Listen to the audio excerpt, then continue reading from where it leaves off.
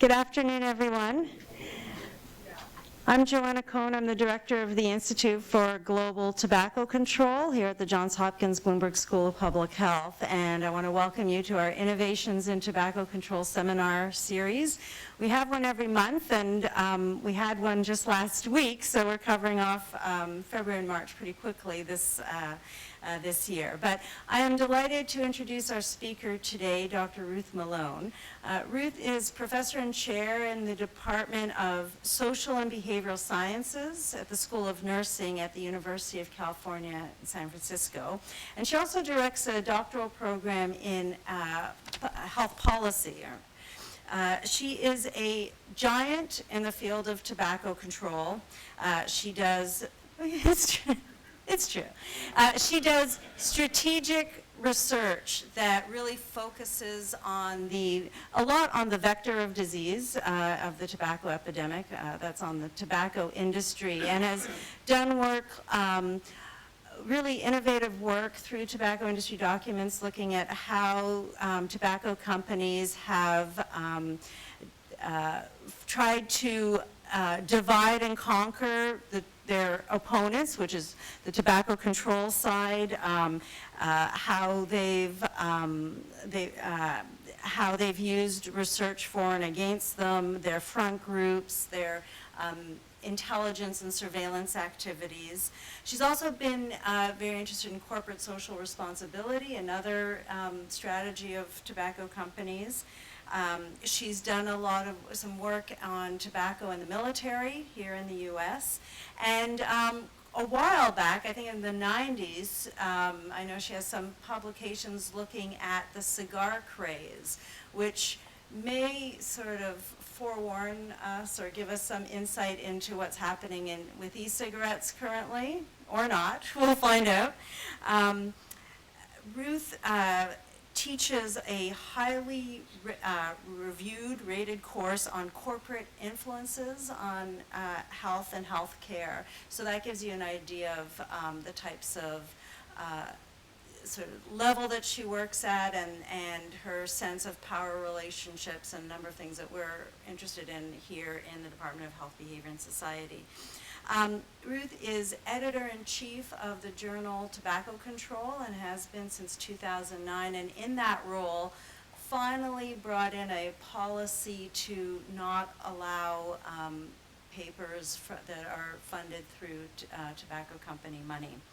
So I think I'll stop there. Ruth is here to talk to us about the Endgame, which is a really exciting sort of, what is the next step? What are we thinking about in tobacco control? How do we actually get to a point where we can eradicate death and disease from tobacco products? So we're so glad that you're here, Ruth, and looking forward to your talk.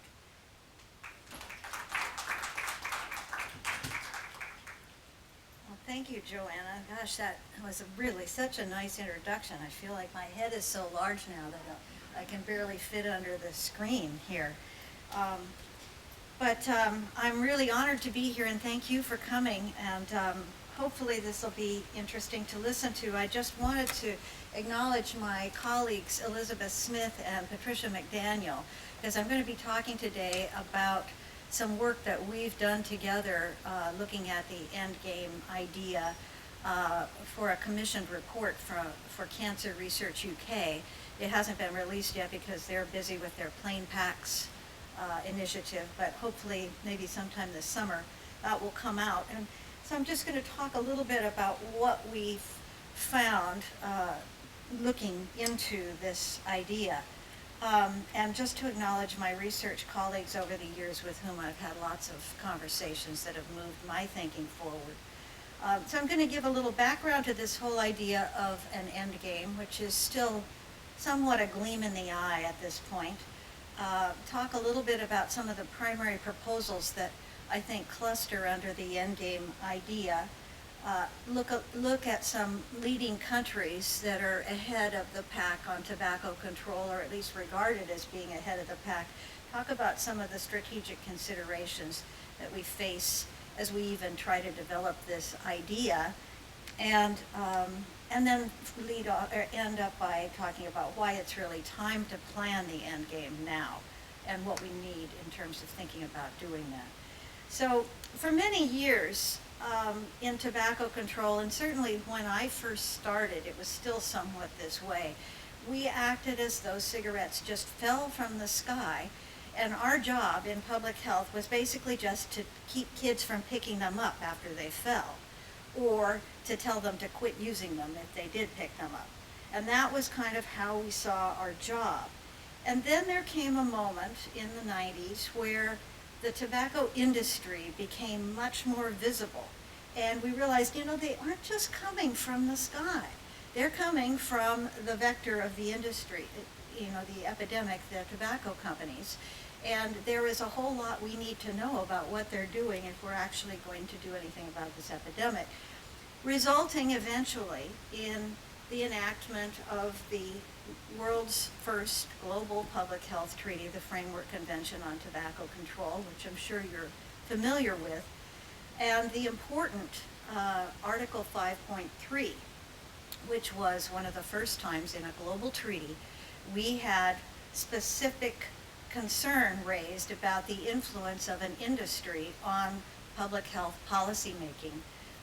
And principle one of the guidelines for implementing that article is that there is a fundamental and irreconcilable conflict between the tobacco industry's interests and public health policy interests. And I still believe that to be the case. So this idea of an end game really started probably 4 or 5 years ago now. And I think that I might have been the first person to use this term. I wrote an editorial about several new ideas for tobacco control policy that I called New Endgame Ideas, and wrote this for tobacco control. And that led to some further conversations with colleagues, and there has become sort of an interest in this that seems to have spread worldwide, which is fairly amazing. But as I said, it's still somewhat a gleam in the eye. I think the idea, well, I'll get to that. First, why do we even think we need to talk about an end game? Well, this is a slide from my colleague Ken Warner, and I would have liked to have made it a little easier to see, but I'm not savvy enough to do that, so you'll have to bear with me. But the top line is the status quo. We keep on doing everything that we're doing, which we're not doing too badly in this country. But you see that by 2050, we still have above 15% adult prevalence in this country. And then he modeled it out and showed that even if we had a 50% improvement in initiation, so we reduced initiation by 50%, and we increased cessation by 50%, we still wouldn't get to 5% prevalence, which is kind of bandied about as where we think we really could call it an end game if we got there. We still wouldn't get there by 2050. So clearly we need to be thinking about something else. I mean, we have known that this is killing hundreds of thousands of people every year in this country for decades now. How much longer are we going to let this go on? This is an industrially produced epidemic. We ought to be able to stop it.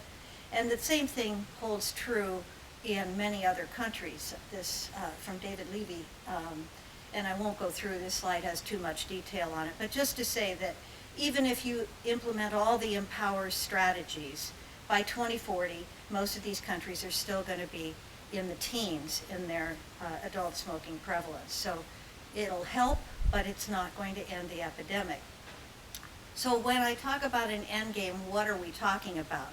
We define this as initiatives designed to change or eliminate permanently the structural, political, and social dynamics that sustain the tobacco epidemic in order to achieve within a specific time an endpoint for the epidemic.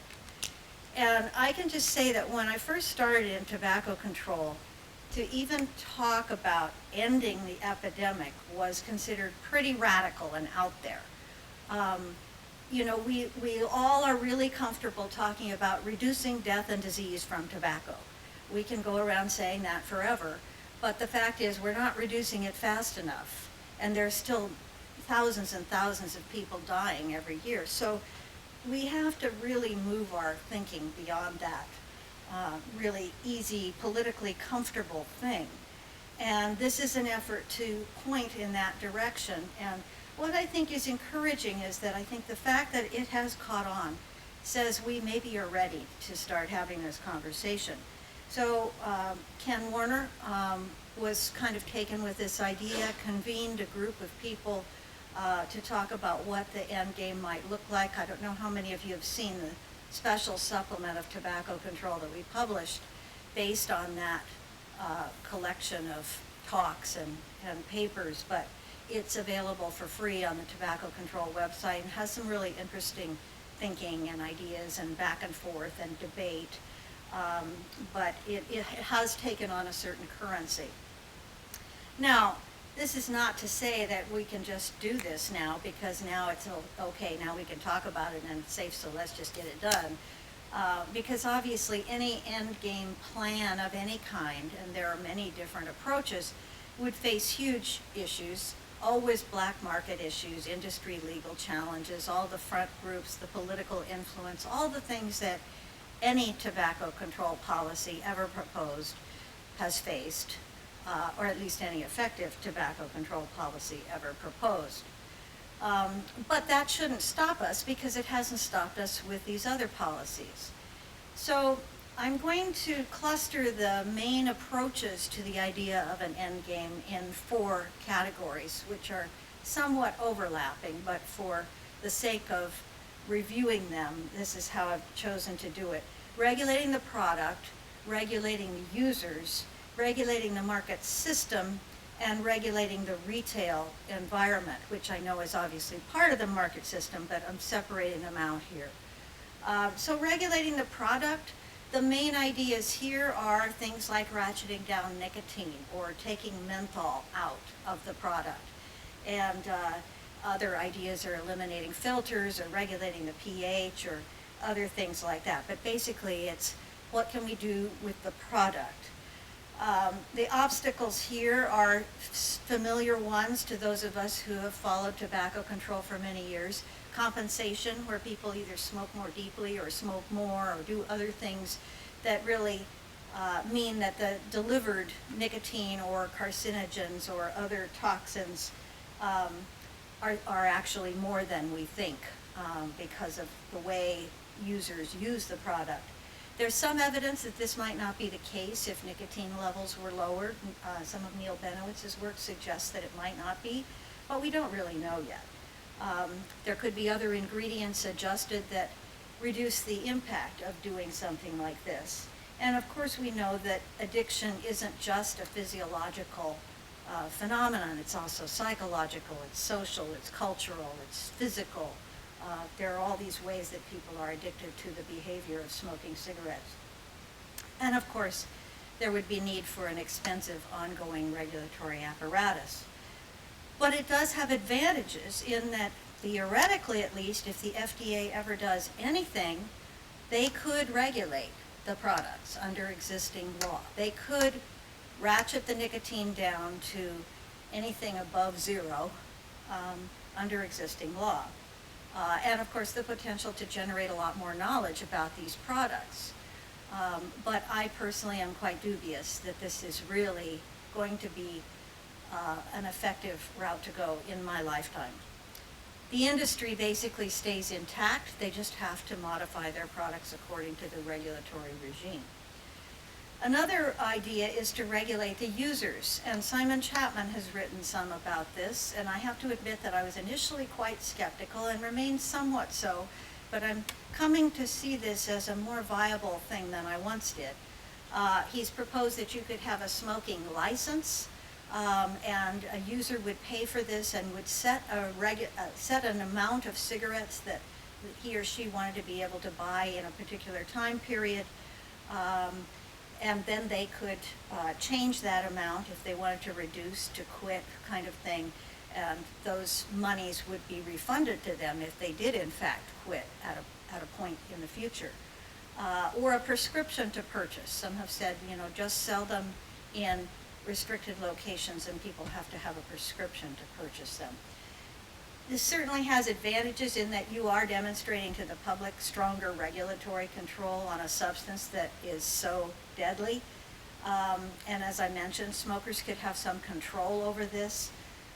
You could have graduated increases in age to purchase and reduce demand somewhat that way. But of course, there are lots of disadvantages, and the main one, as far as I'm concerned, is that it really gives the industry cover in that it's all focused on the individual user and their choices. And that kind of feeds the industry's preferred frame, which is, hey, we can't help it if people made choices to use these products that they knew were going to kill them. What can we do? What can we do? We just drive the trains. And clinicians obviously might be reluctant to prescribe tobacco. But depending on how something like this is framed, I do think it has potential. Regulating the market system is something else that's been proposed in several types of models. Ron Borland has proposed a regulated market model in which you have a somewhat centralized authority that purchases, gets the products from the manufacturers and then decides where they will be retailed, at what price, what kinds of displays and advertising and so forth will be permitted. Other proposals are capping profits, capping supply, providing incentives to industry to reduce consumption. This is an example. This is the regulated market model. I don't really have time to go into detail on this, but here in the center you see this Tobacco Products Agency that would get the cigarettes from manufacturers and importers, and then you have so much more control of all the policy instruments under something like this. But of course there are lots of obstacles to something like this. International trade agreements, which increasingly are seen as obstacles in general to tobacco control and to other types of public health measures. A general deregulatory ideology in this country, which would make instituting a whole new bureaucracy around tobacco a fairly daunting task. And again, it requires this ongoing apparatus for monitoring the market and making adjustments. The advantages is that there is still a market for tobacco, that these products are still sold. You don't have the prohibition attacks coming at you. And depending on the model, there could be other advantages to this. But the industry is still there. It's somewhat more constrained, but still pretty much there. Now, a fourth option is to really focus on the retail level and regulate the retail sale. And one proposal here is to permit sales of combustible tobacco products only in very restricted outlets. Or the so-called tobacco-free generation proposal, which is to say only those born before a certain year henceforth can purchase cigarettes. And this is coming out of Singapore, where I actually think they might do this. There's some interest in this among some MPs there. Or, as Robert Proctor has argued, let's just abolish sales of cigarettes altogether. And he's made a very cogent argument for this in that special supplement that I mentioned. Potential obstacles, obviously the retailers would be up in arms. There could be unanticipated effects of increased use of other types of products, tobacco products or other types of products, period. And of course the industry would say this is a legal product, although obviously in the last case that would be a somewhat moot argument because it wouldn't be a legal product at that point. There are real advantages in that, and I was talking with David Jernigan about this earlier, there are some models, like certain states that have a state liquor store model. So you could put the cigarettes only available in the state liquor stores. You could maybe do that only for the combustibles, and you could have the non-combustibles still available in other places, or e-cigarettes, and I don't have time to really get into e-cigarettes, but I've been doing a lot of thinking about this in terms of the potential to leverage this to do something about combustibles, which clearly are our biggest problem. Really restricting retail outlets would be consistent with how we regulate other far less deadly products, doesn't require a new infrastructure, particularly in the case where you have state liquor stores already existing.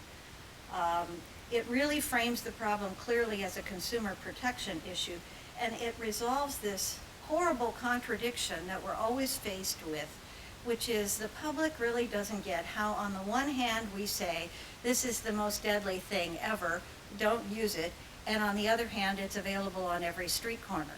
It just doesn't make sense, and so it allows people, including smokers, to say, well, it can't be that bad, or they wouldn't let you sell it everywhere, which of course we know is not the case. But I think it does have advantages that way.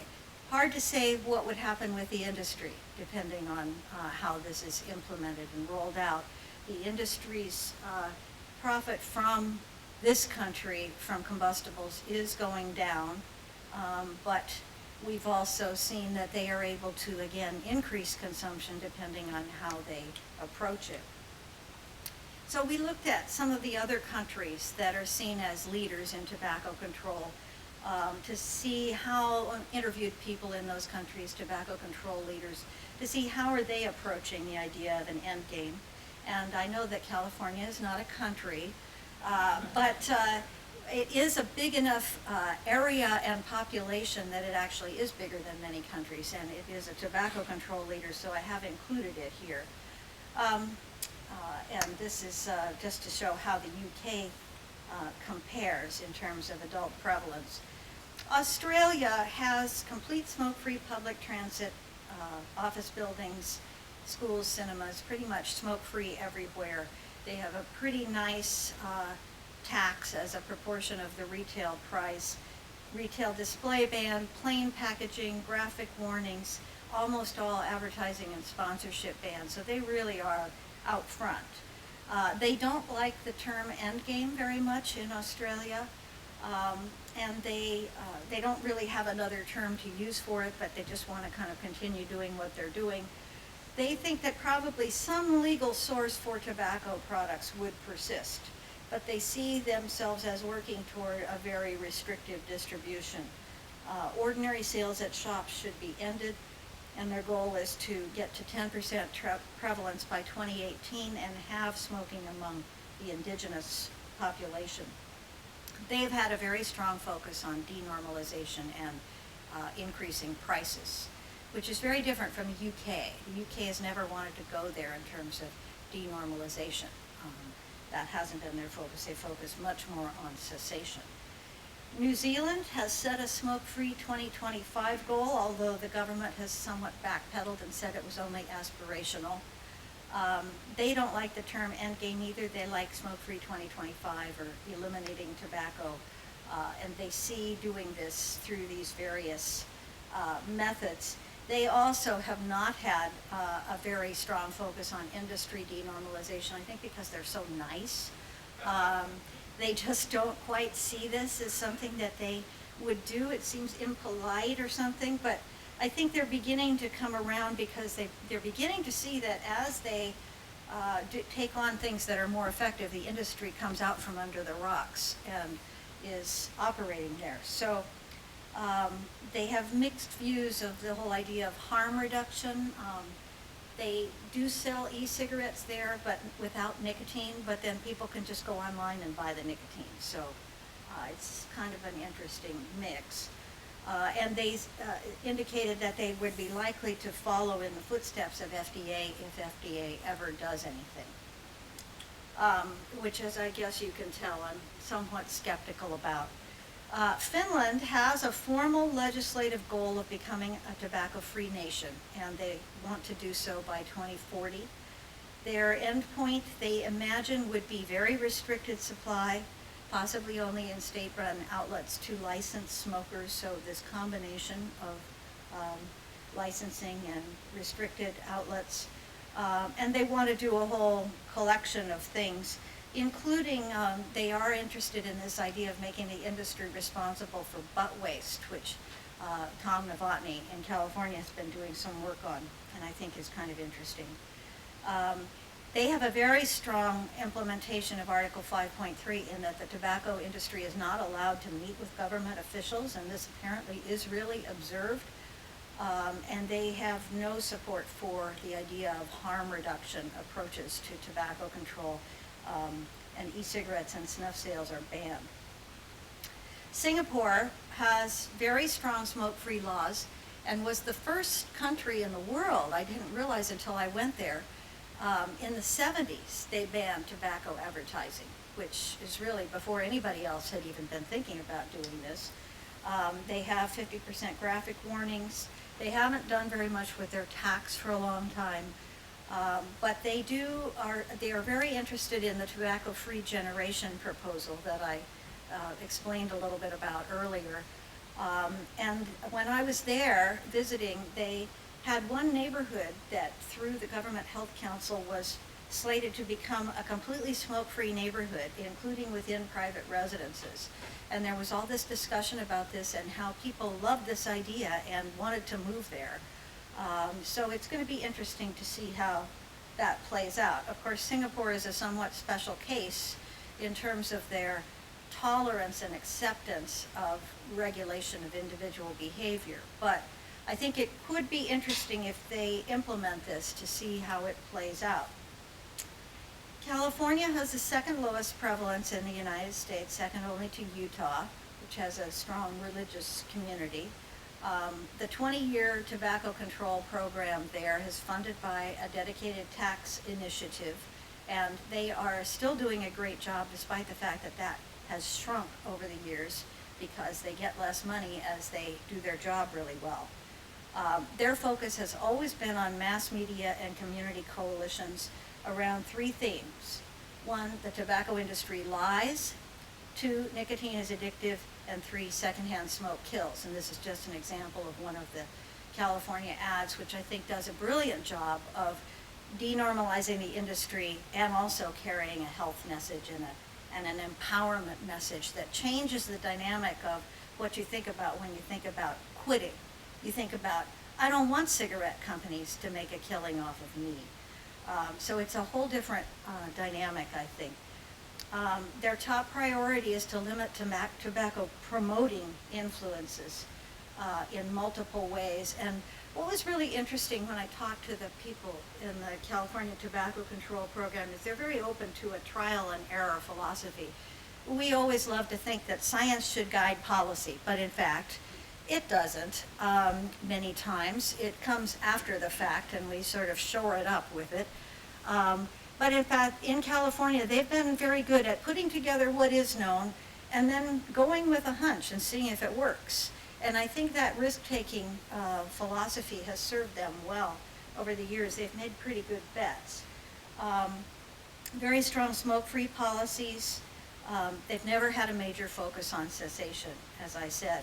And in the next 10 years, California plans to really focus on this retail environment. We already have statewide retail licensing, but they want to increase the costs of those licenses and the frequency with which they have to be renewed, work toward limiting the number or density of outlets, eliminating incentives for retail, eliminating displays, and the tobacco waste stream idea that you do something about the butts. And San Francisco already has done a policy that assesses a tax on cigarette sales to allow for butt cleanup. So that's kind of another interesting route. So overall, our recommendations in this Endgame report are obviously first implementation of all the provisions of the FCTC. That's basic. We can't say, oh, we want an Endgame, so forget the FCTC. All those things are important to do. But the focus on social and industry denormalization seems to be a very important part of the most successful tobacco control initiatives. And mass media seems to be part of that, which they've also never really done much of in the UK. Reducing the number of retail outlets and ideally phasing out combustible cigarette sales altogether or greatly restricting availability. Now you can say, well, that's all pie in the sky, that's good, but how are we going to do this? And if we did, won't it just fail? Won't it be like prohibition? You'll have organized crime. They'll be coming in with gangs like racketeers, maybe. And I say that somewhat sarcastically because, of course, we know that the tobacco companies have already been found in federal court to have violated the racketeering statute. Or it's a legal product. You're going to restrict freedom. And we have to think about, well, do we want the freedom to have lead paint on our walls? Do we want the freedom to buy asbestos baking paper sheets? Maybe we don't need this freedom all that much. And then, of course, the industry always says, well, the public would never stand for this. Oh, there'll be riots in the streets.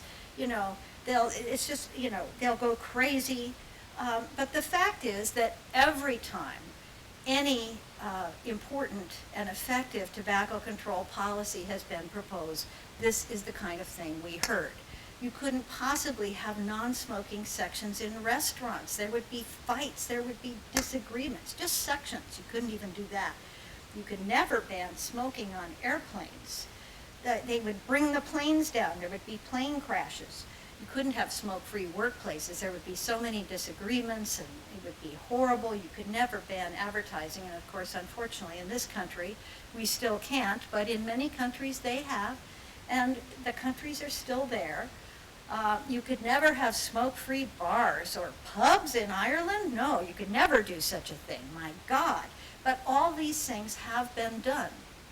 So, and the fact is that I think the public is further along than we think they are. And this is in the absence of us really making any effort to prepare the public for the idea that we should have an end to the tobacco epidemic. This is Philip Morris public opinion data that we gleaned from their documents. And in 2004, 68% of the public in their surveys said that they wished there was some way to eliminate cigarettes. And 59% of the public, more than half, thought that the right and responsible thing for a tobacco company to do would be to go out of business.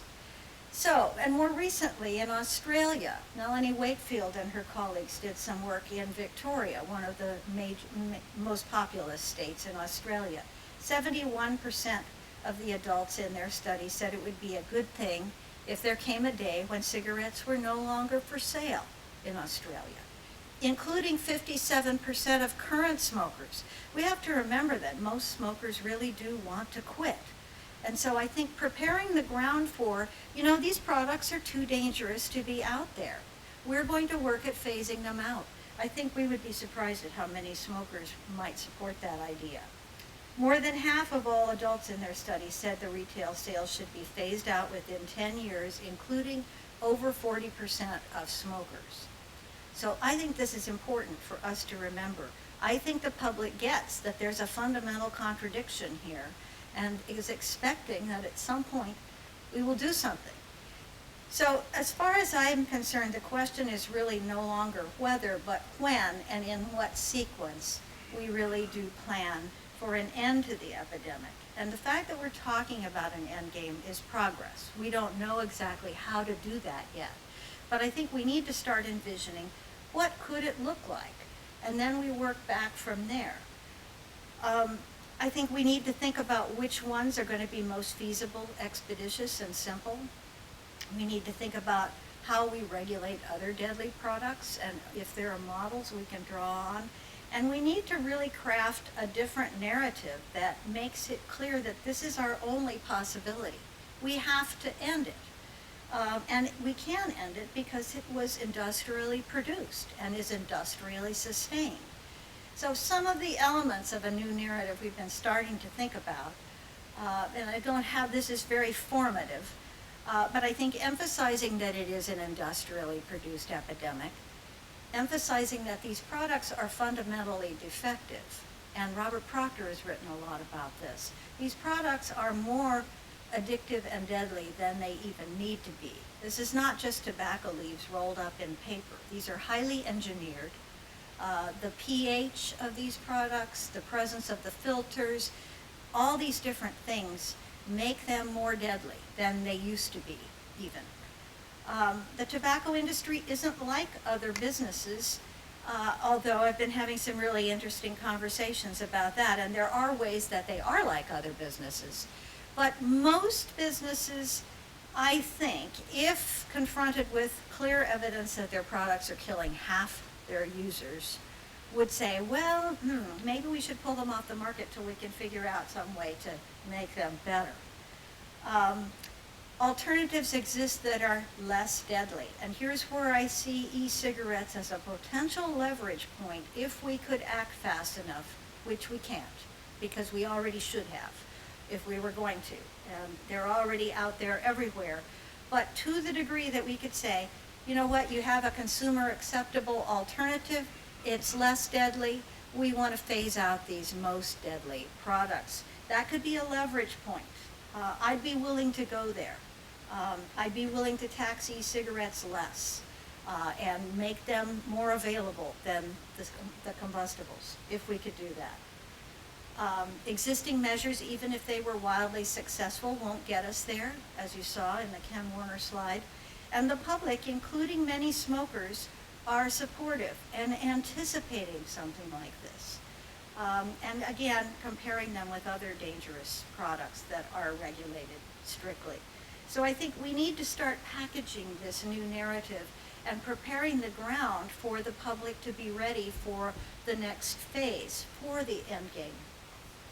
So clearly, we always need more research, and that's where all of you guys will come in. We need more studies on public opinion about different end game options, and how you phrase the questions are going to be important. Are we going to ask people, do you want to ban cigarettes? Or are we asking people, do you want to phase out cigarettes? I think the answers are probably going to be different. But I think there would actually be strong support for phasing cigarettes out. Research on effective messaging, studies of incentive structures that could help retailers make this transition. Research on industry strategies and tactics, always, because they are not going to go gently into that good night. Comparative modeling research on endgame approaches in the different countries that may be taking on different initiatives. But I think fundamentally, the task that's really before us is to imagine things otherwise. We have become so used to thinking that our task was about reducing death and disease from tobacco, as opposed to ending the tobacco epidemic. If we think about this like smallpox, this can be ended. We just have to figure out how to do it and work backward from there, and I would like to see us do it all over the world. And I'm hoping that now that we can finally talk about it, we may get a little further with that conversation. So I'll stop there, and maybe we'll have some time for questions and discussion.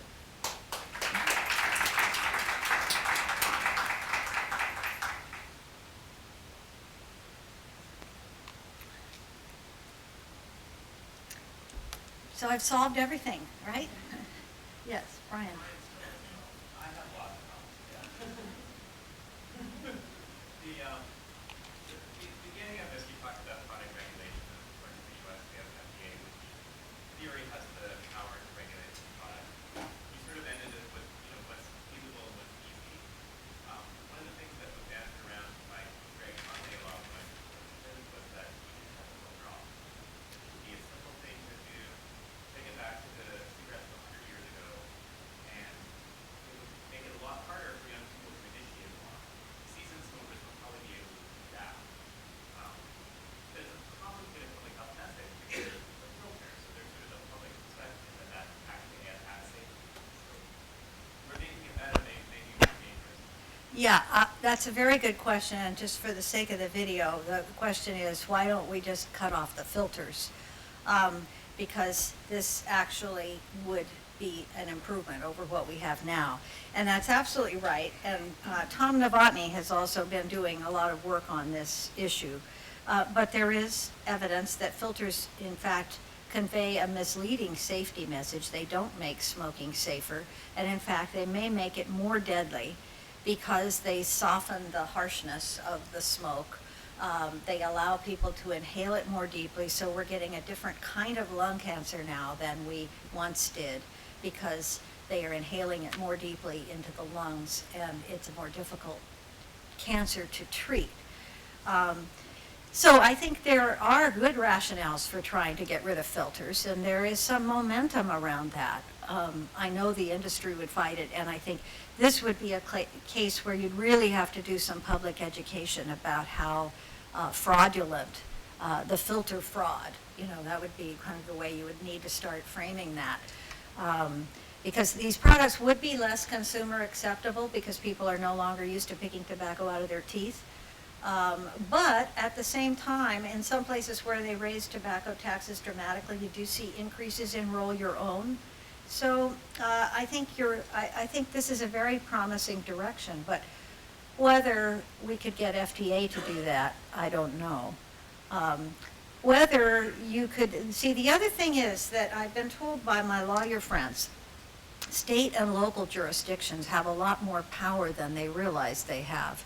They can ban sale of any product within their jurisdiction, just like you have dry counties that have no alcohol. States and localities could say, we no longer allow filtered cigarettes to be sold here, or even, we no longer allow cigarettes to be sold here. Now, of course, there would be horrible upcry, and people would just go to the next town, and all those things, but it could be like smoke-free laws, where once you start some of this, you could get a cascade. You know, there tends to be some of that effect. So it's an interesting thing to think about. Bob. So I'm curious about this idea of the smoke-free neighborhood you mentioned before. Wondering how they select the neighborhood, you mentioned it's popular, whether they're expanded or range, whether sales are allowed in those neighborhoods. Yeah, the question is about the smoke-free neighborhood idea in Singapore and more about that. And I confess that I can't tell you a whole lot more about it because it was just being thrown out there for discussion when I was there. And I was on a TV talk show that's very popular in Singapore, and they had people calling in, and there was an online poll, and the great majority of the people responding to the poll, which of course is not exactly, you know, scientific, as we know, but I was really quite surprised to see a huge majority of people strongly supporting this, and the comments were very supportive because people didn't like being exposed to the secondhand smoke from their neighbors or from the courtyard outside their window because it's hot there and people wanted to be able to open their windows at night. So I haven't had a chance to get back with my Singapore colleagues and ask them if that's been implemented now and how it's gone and what's happened. It would have been a great, you know, natural experiment to study.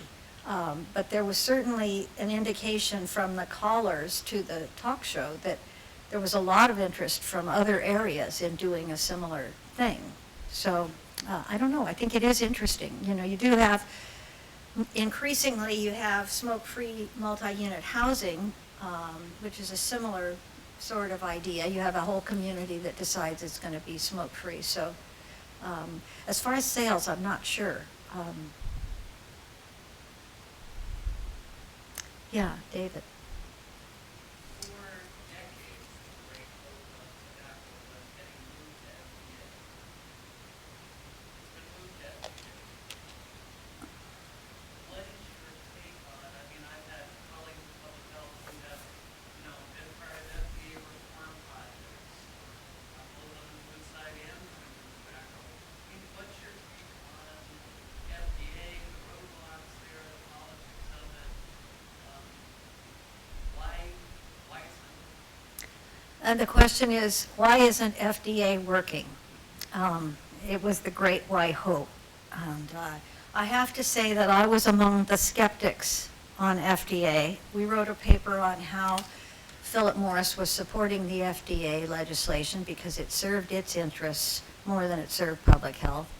I was very strongly opposed to going this route, partly because we know from studying the industry over the years that they are the most powerful at the federal level, and they work through so many back channels that they can fairly readily find ways to obstruct things. I mean, some of our work on the U.S. military, I was shocked to find that even when there were tobacco control initiatives, even fairly modest things coming from within the U.S. military, the tobacco companies worked their allies on the House Armed Services Committee to thwart those, or to defeat them, or to take the funding away, or to weaken them.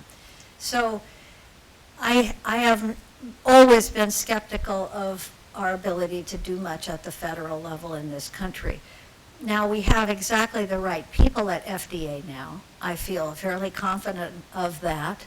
But still, 5 years out, we see very little coming forth. And I'm told now that there's some sort of hang-up with the Office of Management and Budget. I think part of the problem is there are so many bureaucratic layers at the federal level for policy making. And even after you survive all those bureaucratic layers, you have to first have the public docket with the comments on the proposed rulemaking, and then you have to have this and that and this and that. Even after you do all that, then the industry will sue you, and you'll be tied up in court for another 10 or 15 years. So things seem to move faster, including the lawsuits, at the state and local levels. And I personally think that's probably where it's going to happen. I still, of course, have not abandoned all hope for FDA, but I think, they face enormous challenges, and I don't think you always know where the obstacles are coming from, because the industry is very sophisticated and they're very connected in DC. And so I think, we'll see. Maybe they'll pull it out and come out with something that's really fabulous, and maybe some of you who are more wired into DC can shed some light on this. But I'm quite, unfortunately, skeptical. Go ahead. Within tobacco control generally, we tend to focus on implementing the same types of interventions in multiple places. So we have Empower, for example, or even the FCTC, which sort of lays out what countries need to do.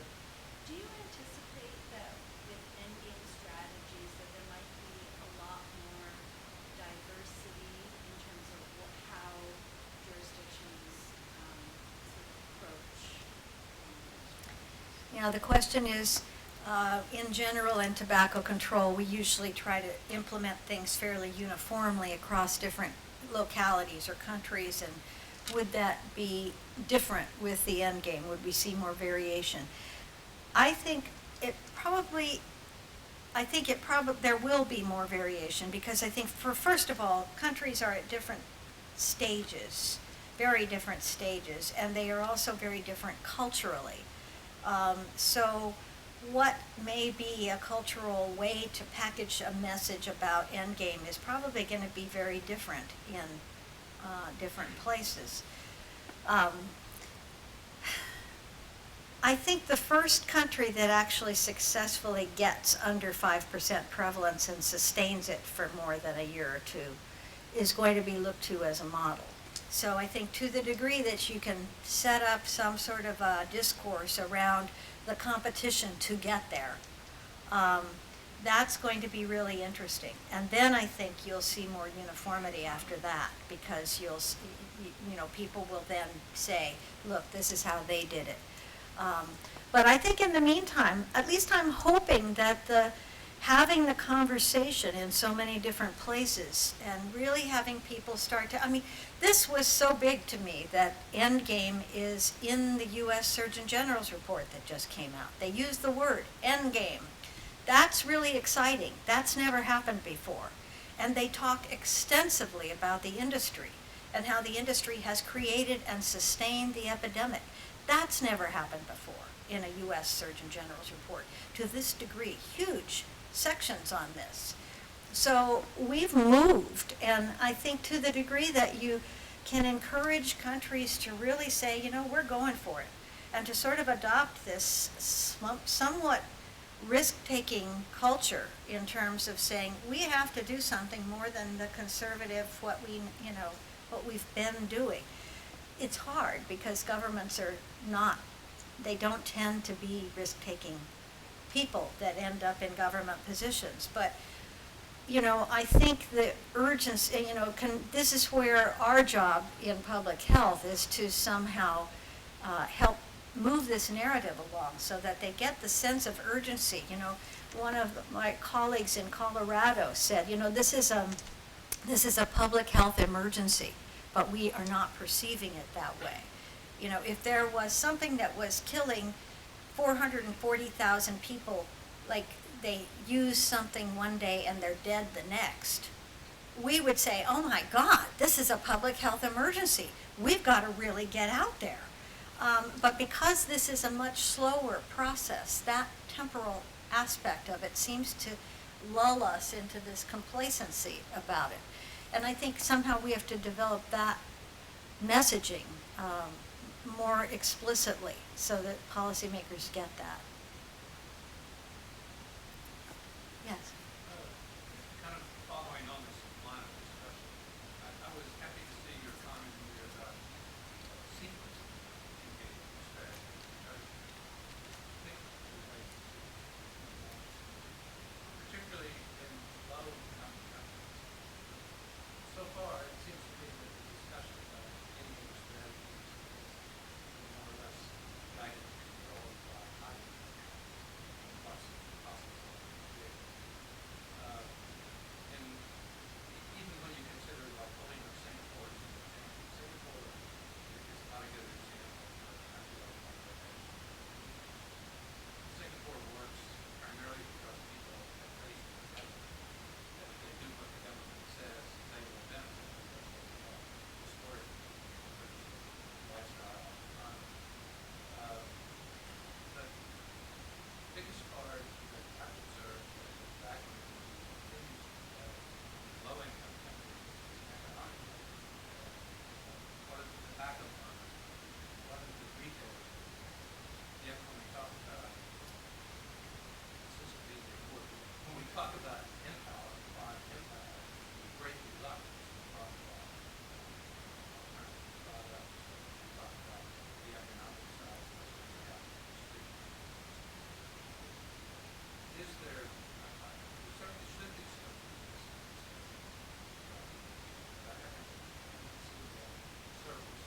Even in the conference in India, which arguably could have been having such a discussion, the discussion in growing might On the aspect of how it would play out differently in low-income countries. That's the question is about how the sequencing of this might work and how it might play out differently in high-income and low-income countries. Am I capturing that basic essence? And I do think the issue that you raise about tobacco growing is really critical because the industry is really working to insert itself in many more countries, low-income countries, in terms of getting more tobacco farming and growing there. And I think that's a huge wedge that it has. So I do think that it won't happen probably in the low-income countries as quickly as it could happen in the higher-income countries that are further along in the stages of the epidemic. The place where I think we might have some leverage is to think how, as we move toward an end game in high-income countries, we are able to say, look at what they're doing in these low-income countries that they're no longer allowed to do in high-income countries, and use that exploitation message to further efforts in those countries. Because I think that for many of those countries, that is a message that resonates culturally. They can understand that message. I think it will vary a great deal, though, from country to country because they are very, as we were discussing earlier, they're very different in terms of their whole, their views of people as individuals or members of groups and communities, their views of what tobacco means, their views of what industry is or what companies or business is. So all those things have to be part of how you craft the messaging, and I think the messaging will probably be different in those countries. But unfortunately, I fear that, as usual, those at the bottom end of the economic spectrum will probably come later in terms of actually achieving an end game. Bob? So I think the biggest threat to endgame on the current horizon is snags, right? We're trying to get one of the reasons is in the rapid expansion of drugs all over the place. So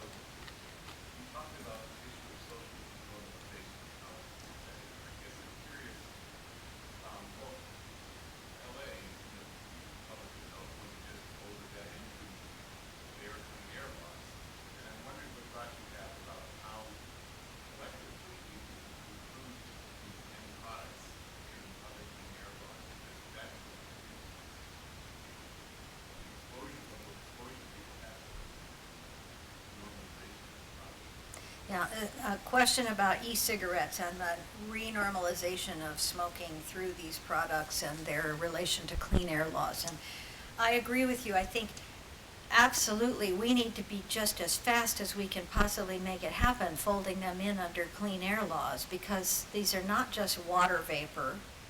We know that they're, it's an aerosol with all sorts of crap in it that is probably a lot less deadly than combustible cigarette smoke, but still is not necessarily something you want everybody breathing. Now that you've got clean air, why would you introduce new pollutants? I mean, that's my philosophy. And, I mean, I think it's I call them vapists when I tweet about this. But I think it's a vapist thing to say you have to allow it to happen in smoke-free areas. Because it is kind of like an assault on people who just want to breathe clean air to introduce this new, nanoparticles of stuff. So, but at the same time, I think, I keep saying this, I think any discussion of e-cigarettes should always be linked to a discussion of combustibles, because I think that combustibles are our biggest problem. And so I don't want them being smoked in clean air places, and I don't want all the advertising that we're now seeing that's making them so cool and attractive looking to kids and all that. But I think I would even give somewhat on some of that if we could say, okay, we're going to, we now have another consumer acceptable product that delivers nicotine. We've basically known for a long time that the cigarette is a very efficient nicotine delivery device. That's why people are using it, because they like that nicotine. So now we have another way to do it. It's consumer acceptable. Let's talk about phasing out these combustibles that are killing all your customers. And, I would be willing to do some horse trading around that if we could really talk about phasing out combustibles. But that's a conversation that nobody has really had. So, I worry that we're getting too distracted with e-cigarettes, and we are not linking it, relentlessly linking it to combustibles. That's where I think we may be missing the boat on our messaging, but we're really behind the curve. So we're so far behind the curve. It's just amazing in this country that people can just throw these products out there and sell them, and nobody even knows anything about them, and they're completely, the term Wild Wild West has been used, and I think it's really appropriate. So I don't quite know how we get there, but I just kind of keep saying that at every meeting, where for some reason people keep asking me about e-cigarettes, and it's not like I'm an e-cigarette authority, but I think it's more kind of how shall we position ourselves. And I think that's a really key message we need to keep delivering. Every time we talk about e-cigarettes, we need to be talking about the big problem, the elephant in the room problem, which is the combustibles, and introducing that as an idea. And maybe there will be some leverage point if we're prepared for that. I don't think we can just knee-jerk say, no, these products can't be sold. I think the cat's out of the bag on that. But, other people have very different opinions, and I know some very rabidly anti-e-cigarette people, but there's no way that I can really justify the idea that we just don't say anything about the combustibles while going after e-cigarettes. I know we don't have a lot of evidence yet that people are quitting using them, although I've talked to several people that have, who didn't even know what I did when we first started talking, and obviously that's only anecdotal. But, I don't think there's anybody in public health that argues that they're as deadly as combustibles. So that's where I sort of end up being a little more agnostic, I guess. I just think strategically they may represent an opportunity that we haven't quite grasped how to use yet.